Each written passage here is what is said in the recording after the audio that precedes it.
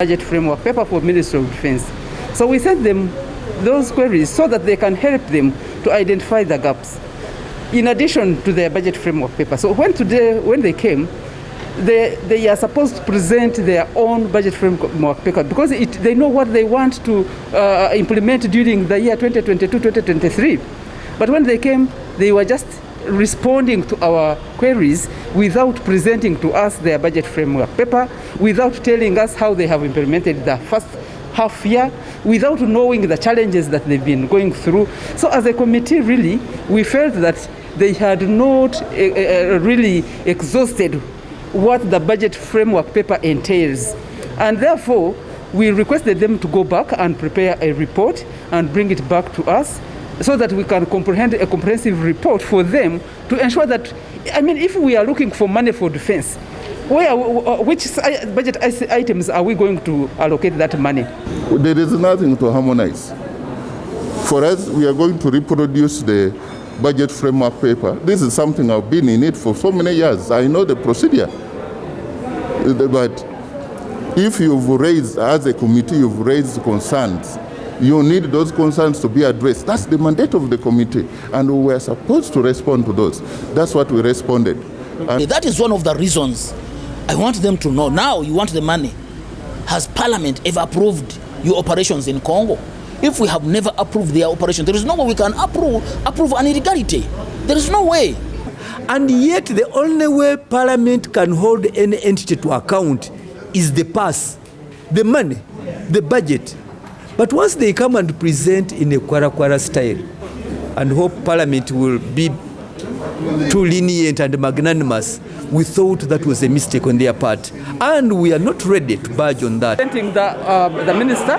However, that one does not stop them from presenting the report.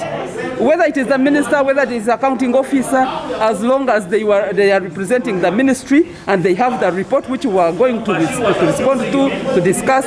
For us, we had no problem with the full minister not being here. But coming without the report that we're expecting is what caused the problem. And we are telling these people, this is the committee in charge. We are the ones who are supposed to appropriate the budget on their behalf. Look at the situation where people are coming here before us. The CDF is not there. Even the deputy is not there. All the service commanders are not there.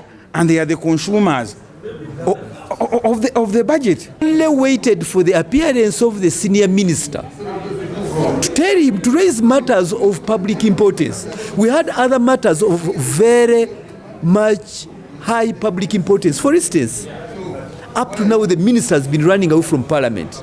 He has not come to brief Parliament about our incursion across the border into Congo. Number two, we are seeing the impunity of the UPDF. We are seeing the impunity of the UPDF attacking and shooting other sister agencies. it's the CDF who delegated him. So it's just, I think in their wisdom, they thought we should not be hard.